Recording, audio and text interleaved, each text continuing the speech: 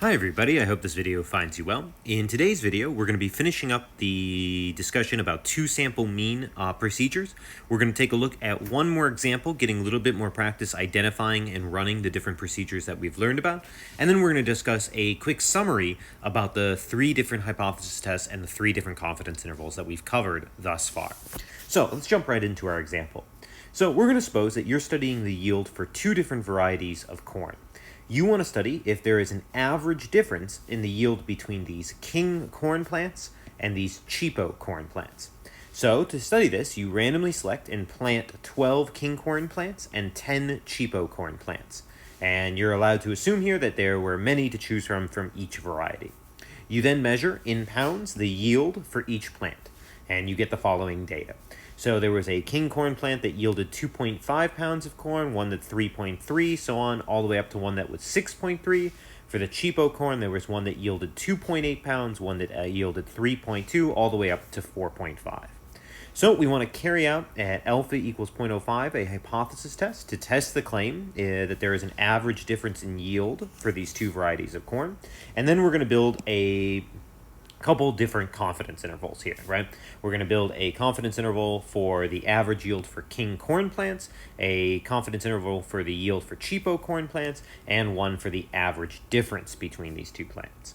So before we get into doing this, again, what I'd like to sort of do is go quickly through these and do a little bit of identification. So let's start with A here, right? A is going to be the only hypothesis test that we run in this example. So let's figure out which variety of hypothesis test it's going to be. We've got three different types of hypothesis tests that we've learned about thus far. We have your one sample mean, your matched pairs, and your two sample mean. So let's look at what we're doing here. In this hypothesis test, we're trying to see if there's a difference between these two varieties of corn.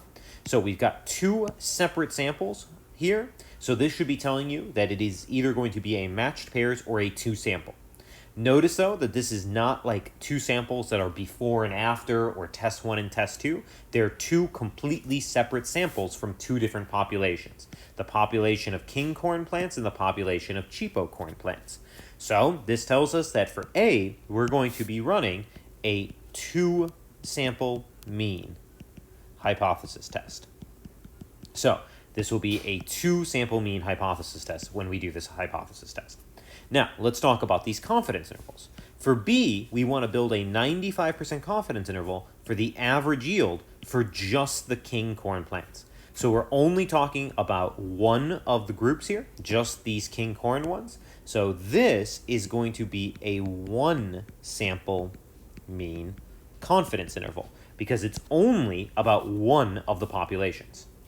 For C, it's also going to be a one sample mean confidence interval because you're building a 95% confidence interval just for the cheapo corn plants. So this will also be a one sample mean confidence interval. Finally, when we get to D, right, we see that you want to build a 95% confidence interval for the average difference in the yield between the king corn plants and the cheapo corn plants. Well, that because you're trying to estimate the average difference, well, that means it would either be a matched pairs or a two sample mean confidence interval. But of course, it's not matched pairs because it's not test one, test two, or before or after or something like that. So this will be a two sample mean confidence interval. So right there, we've diagnosed that we'll be carrying out a two sample mean hypothesis test and then building two one sample mean confidence intervals and a single two sample mean confidence interval. So let's get in and start working on those then. So for A, we know we're talking about a two sample mean hypothesis test. So let's go ahead and set up our hypotheses. Remember that the null hypothesis for a two sample mean hypothesis test is always that the two averages are going to be equal. So we have the mu for the king corn is going to be the same as the mu for the cheapo corn. What is the alternate? Well, that's going to be based on our claim. Our claim is that there is an average difference in yield. So we're saying average difference. Difference implies not equal to. So our alternate will be not equals to, which means that this will be a two-sided hypothesis test. All right, so that was step one there. Now we can go ahead and move on to step two, the conditions. So the first condition is that both need to be random and representative. That is stated right in the question that they were randomly selected plants, so we're all good there. We also need that both samples are less than 5% of their population sizes. So if we go back up here, we know that the sample size for the king corn was 12 and the sample size for the cheapo corn was 10. There's no mention of how many overall plants there are for these two varieties, but we were allowed to assume that there were many. So we should just say that. So we know that there are lots of this king corn, check, and lots of this cheapo corn. So check. Now notice that we do need to say two things there because we do have two separate samples coming from two separate populations. For condition 3, normally we can sort of get away with our sample sizes being large enough. Unfortunately, though, here both of these samples are relatively small, so we're going to actually need to check that the data is approximately normal. So we're going to check both samples approximately normal. So let's go ahead and start with the sort of king corn, right? For the king corn, we should be able to get away with sort of a very standard stem and leaf plot. We've got 2, 3, 4, 5, and 6 all as our stems. So let's go ahead and do that. So we'll have 2, 3, 4, 5, and 6. For the 2, looks like we had 2.5. So we'll have 2, 5. For 3, we had 3.3 and 3.6. So 3, 3, and 3, 6. For 4, we had 4, 0, 2, 5, 8, and 9. So 0, 2, 5, 8, and 9. For 5, we had 5, 2, 5, 6, and 5, 7. So 5, 2, 5, 6, and 5, 7. And for 6, we had 6.3. So there we go. Make sure we include our key. Our key here, 2/5, actually equals 2.5. And does this look good? Yep, right, there's no strong skew here. So no strong skew. Right, it's not all piled up at one end and then with a tail out to the side, or all on this end with a tail out to the side. And most importantly, there are no outliers. So our data set about the king corn seems good. For the cheapo corn, if we go and look at that, right, the cheapo corn looks like we get 2, 3, 4. There's only 3 stems here. The data seems a little bit more clumped together, so it might be a good idea to go ahead and do a split stem plot. So we'll actually have 2, 2, 3, 3, and 4, 4. There were no 2s with a leaf of 4 or less, so the first 2 will actually be in the second one, so 2, 8. Then we have 3, 2, and 3, 4. So 3, 2, 3, 4. Then remember the leaves 5 through 9 will go into the next one. So the 6, 6, 8, and 9 will all go into the next one. So 6, 6, 8, and 9. Then we have 4, 0, and 4, 2. And then the 4, 5 will go into the last one. We'll include our key here. 2/8 actually equals 2.8. If we look at this, once again, we see that this looks good. There's no strong skew. So we're happy with that, and there were no outliers, so we're also good with that. So that tells us, that all of our conditions are met. The samples were both random and representative, both samples were small compared to their overall population size, and both samples, because they were relatively small, did actually adhere to a normal distribution. All right, so let's go ahead and move on to our test statistic.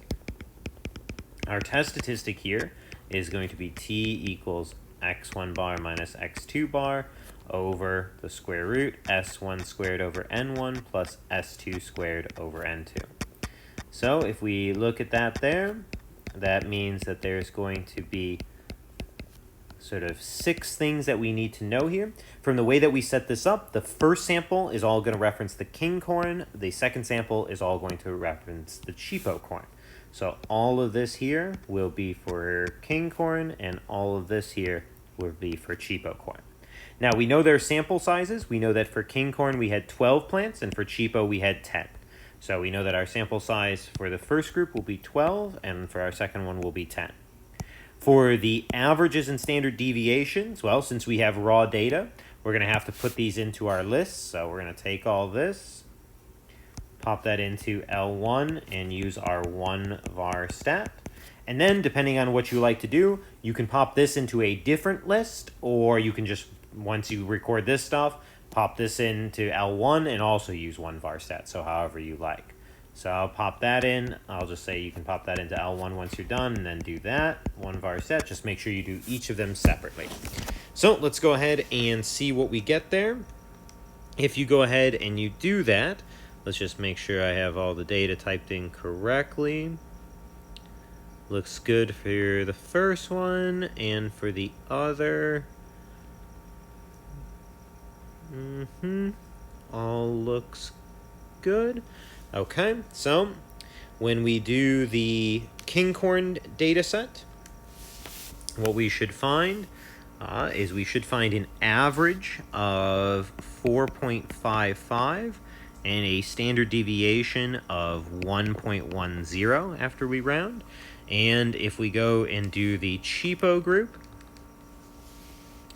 we should get an average of 3.7 and looks like a standard deviation of 0.49. So there we go. All right, now we are ready to pop all that stuff into our test statistic there. So I'll scoot this down here so we have a little bit more room. So this is going to be 4.55 minus 3.7 divided by the square root 1.10 squared over 12 plus 0.49 squared over 10. As always, we'll go ahead and do that on the top and bottom sort of separately. So 4.55 minus 3.7. Up top, we should have 0.85. And in the denominator, square root 1.10 squared divided by 12 plus 0.49 squared divided by 10. And looks like we should get in our denominator 0.35. And once you do that division, 0.85 divided by 0.35 should come out as about 2.43. All right, so sorry about that. Let's go ahead. We've got our 2.43. Let's go ahead and look that up as our p-value to convert that into a p-value. So we'll move on to the next page here. So for step 4 here, okay, we have, I'll just rewrite, our t was approximately 2.43. We know we want to look at table C. To go on to table C, we're going to need our degrees of freedom. Well, for our degrees of freedom, since we had 2 separate samples here, you want to make sure you go ahead and pick the smaller one. The smaller one was 10. We still do -1, so that'll give us our degrees of freedom. So it'll be equal to the minimum of 12 and 10 minus 1, which is going to be 9. And remember that we're going to want to grab the 2-sided p-value here. Now, real quick, I'm going to have to grab our table because I sort of forgot to do that beforehand. So give me 1 second. Let's go ahead and do that. We'll just go find our statistical tables there. Looks like we can just grab this guy right here. Yep. All right. Okay. And we pop back over here. We'll just pop that on. Okay, so there's our statistical table that we'll need. So we've got our 9 degrees of freedom, and we have a t that is 2.43. So let's go ahead and find that. So 9 degrees of freedom, 2.43. Looks like it's going to put us right there. So we'll end up right there. If we follow that down, we're in this guy here. We should end up right there with being between the 0.02 and the 0.04. And notice again, I am using the 2-sided p-value to get those values there. So that tells us that our p-value here is somewhere between 0.02 and 0.04. We can go ahead and make our conclusion then. Our conclusion is that if we take that p-value and we compare it against the alpha of 0.05, clearly, right, the p-value is smaller than 0.04. That means it is definitely going to be less than 0.05. So that means we will be rejecting HO. If you go back, rejecting HO in this case means that we're going to be striking out that the averages are equal and saying that we have evidence that they are not equal. So we would say that there's significant evidence that on average, Kinghorn and cheapo corn have different yields. So we have significant evidence that on average, these 2 varieties yield a different amount of corn. That's what we've found here. Okay, now, to analyze how different these are, because now we found evidence for that difference, we're going to go ahead and build a few confidence intervals from this. So we're going to build, if we look back here, a confidence interval for king corn by itself, for cheapo corn by itself, and a confidence interval for the average difference. So let's go ahead and start talking about those. So I think we'll give ourselves another sort of fresh page here to do that. So let's go ahead and talk about B. So for B, we want to do a 95% confidence interval for average yield for king corn. Like we said, this is going to be a 1 sample mean confidence interval because we're only talking about the king corn group. So we'll start with our conditions, but keep in mind that the conditions here are going to be part of the conditions that we did here. Because remember, when we did these conditions, we said both are random and represented, both are less than 5% of their population size, and both are approximately normal. So certainly if we're only interested in the king corn, all the conditions are going to be met. So we can just simply say here, already checked. All right, now let's go ahead and do our construction. So we'll be using x bar plus or minus t star s over root n. So let's go ahead and look at those. We'll need 4 things here. All right. So what is our sort of x bar here, our s and our n? Well, all this stuff is going to reference the king corn. So if we go back, that would be all these values here. The 4.55, the 1.10, and the 12. So let's grab those. So it was 4.55, 1.10, and 12. We'll need to look up this T star. Let's go ahead and do that. It's 95% confidence. The degrees of freedom, well, you won't be choosing the minimum because there's only 1 sample size since we're only interested in the king corn group here. So the degrees of freedom is going to be 12 minus 1, which is 11. So if we put those together, we'll go ahead and just take a quick look. 95% confidence, 11 degrees of freedom. That should go ahead and put us right here at 2.201. 95% confidence, 11 degrees of freedom. So 2.201. Okay, so we'll go ahead and record that, 2.201. Throw all that stuff in there, 4.55 plus or minus 2.201, 1.10 divided by the square root of 12. Go ahead and do that margin of error first. So you'll take your 2.201 times the 1.10 and then divided by the square root of 12. And looks like that should, after you round, give you 0.70. So we have 4.55 plus or minus 0.70. Then go ahead and do your subtraction first. So it looks like we should get 3.85 all the way up to 5.25, which is what we get after we do our addition. We can go ahead and write our interpretation. We're 95% confident that the average yield for cheapo corn or for king corn plants is between, and remember our units was in pounds, so it's between 3.85 pounds and 5.25 pounds. So we're saying on average, each king corn plant should yield somewhere between 3.85 and 5.25 pounds of corn. Okay, let's go ahead and repeat this now for the cheapo corn. So for C, we're going to do a 95% confidence interval for average yield for cheapo. All right, once again, this is going to be a 1 sample mean confidence interval because, again, we're just focusing on the cheapo corn. For the conditions, like we said, we've already checked those because we did it for both samples at the beginning. So this is already checked.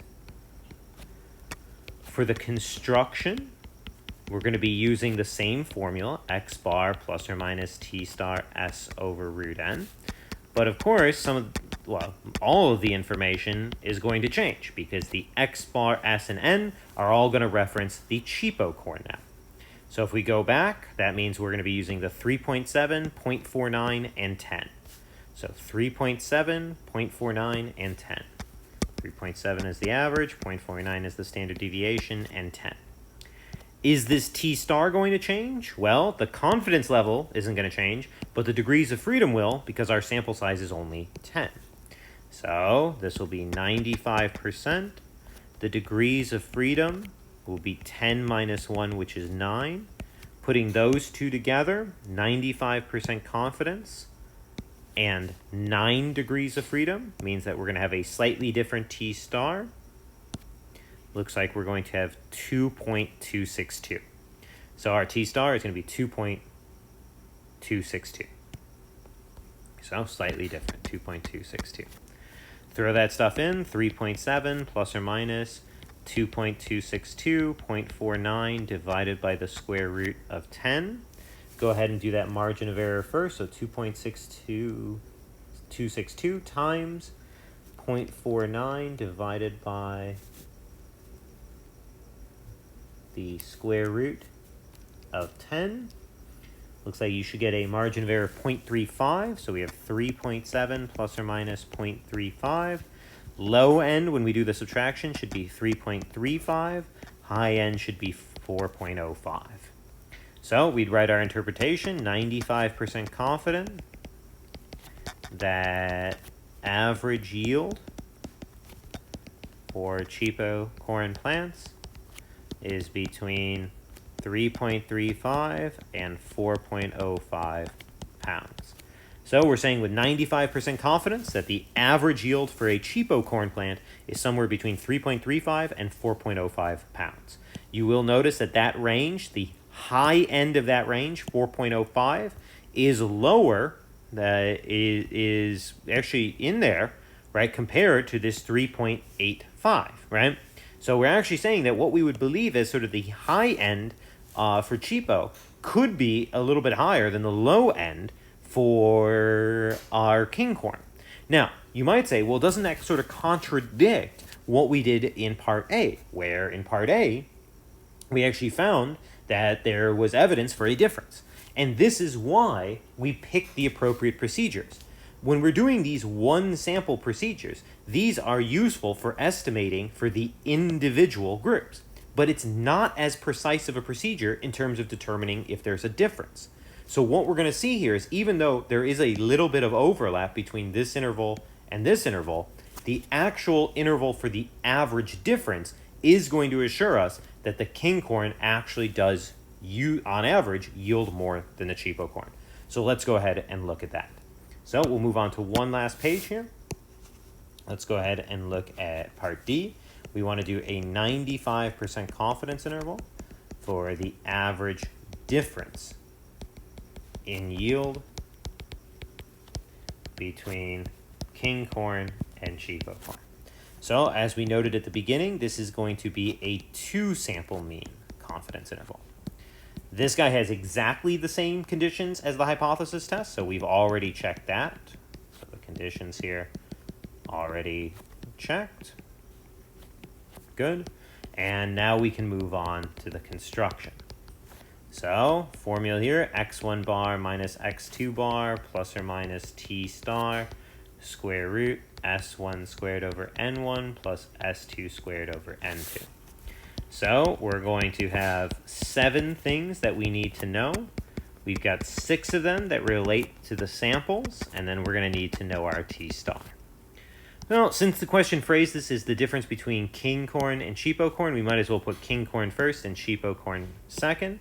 So if we just go back to our sort of previous page, right, king corn had 4.55, 1.10, and we had 12 plants. This one was 3.7, 0.49, and 10. And T star, well, actually, we know which T star we should use. Whenever we have 2 samples, we always pick the lower n. So in that case, we'd actually want to use this one. We would actually use the same T star as over here. So we'd want to use the 2.262. So it would be 2.262. And again, that's because whenever you have 2 samples, you pick the lower one to build the degrees of freedom. That would give us 9 degrees of freedom.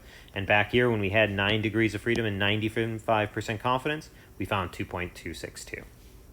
So let's throw that stuff in there. 4.55 minus 3.7 plus or minus 2.262 square root 1.10 squared divided by 12 plus 0.49 squared divided by 10.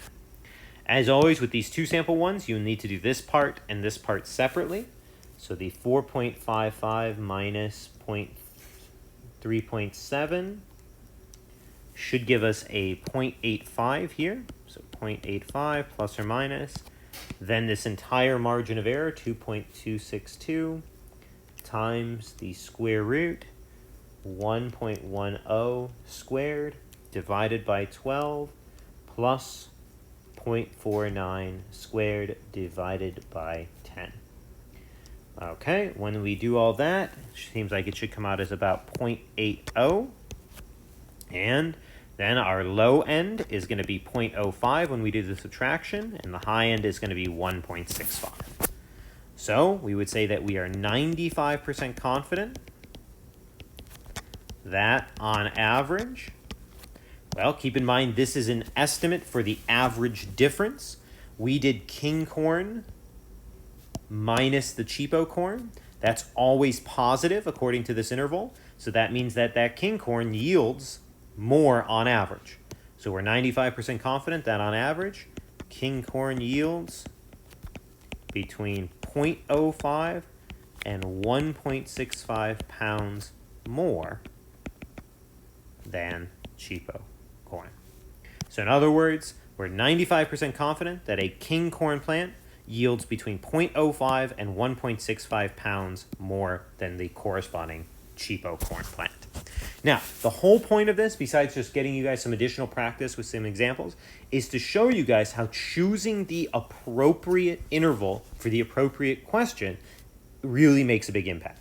Like we said, if we had just done parts B and C, and we had just built an interval for the king corn and an interval for the cheapo corn, these intervals we did correctly, and they are good intervals. But they are used for understanding the average of each plant separately. If you try to use them to compare the two plants and say, well, these two intervals overlap, the plants must not be too different, that's not using the appropriate procedure to answer an appropriate question. It's less precise as a method. So if you had looked at these two intervals, you might have convinced yourself that the two plants really aren't that different. However, when we actually did the hypothesis test, the appropriate hypothesis test, a two-sample mean hypothesis test, and when we did the corresponding confidence interval, we actually were able to find that one of the plants was more productive or yielded more than the other. And that shows you guys that you get added precision, added accuracy by choosing an appropriate procedure for the type of question you want to answer. These things in B and C, these are fine intervals if you want to use them to only estimate the average for one of the plants by itself. You don't want to use one sample procedures to decide whether or not two things are different. That's a two-sample procedure. And that's really the whole point of this example here. All right. Really quickly, I'd just like to summarize for you guys what we've sort of been discussing over the last handful of videos from the one-sample mean procedures and the two-sample mean procedures. So I want to just give a brief summary of the hypothesis test. Keep in mind that right now, for hypothesis tests on means, right, you guys have three procedures that we've talked about. Right? We have our one-sample mean. Remember, this is one sample quantitative data versus known or assumed average. So the key is, this is the first thing we discussed, right? A one sample mean hypothesis test is one sample of quantitative data versus a known or assumed average. The key thing about this is you have one sample of data. Then we talked about the two sample mean hypothesis test. Remember, this is two samples of quantitative data from two populations.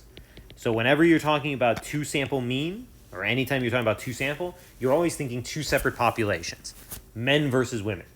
Adults from the US versus some adults from a different country. Cheapo corn versus king corn. Students from a university in California versus students from a university somewhere else in the country. Two separate populations. That's when you use these two-sample procedures. Finally, we have the very sort of special case, the matched pairs hypothesis test. Remember that this should really be used in like a test 1, test 2 sort of structure. This is where you basically, yes, you have two samples, but it's really testing the same people twice, once and twice, or before and after. Remember that the key thing here is that the actual data used is the differences. So remember, you don't actually use the data from test 1 or test 2. You calculate the differences. In other words, how differently did people perform from test 1 to test 2? And that is the actual data you use. All right, same thing for confidence intervals for means, right? At this point, we have 3 of these. They sort of correspond. We have a 1 sample mean confidence interval. Remember, this is used to estimate single population average. So if it just says estimate an average, you know you're using a 1 sample mean confidence interval. Then we talked about a 2 sample mean confidence interval. This is used to estimate the average difference between two populations. So this is used to estimate the average difference that you might detect after a 2 sample mean hypothesis test. So if you have 2 populations and you want to know how large the average difference is, this is what you would use. Finally, the matched pairs confidence interval, again, sort of off on its own because it relates to this data. This is also used to estimate average difference. So you'll notice that the terminology can sort of sound similar, but the important thing to see here is that matched pairs is used to estimate the average difference from matched pairs data. So if you're trying to estimate the average difference between 2 populations, that's going to be a 2 sample mean confidence interval, whereas if you're trying to estimate the average difference from matched pairs data, that'll be a matched pairs confidence interval. That right there sort of summarizes the 6 procedures that you guys have seen so far. After exam 3, and once we've learned a few more hypothesis tests for categorical data, we'll do another summary like this, breaking down not only the quantitative tests that we've learned, but also the categorical ones.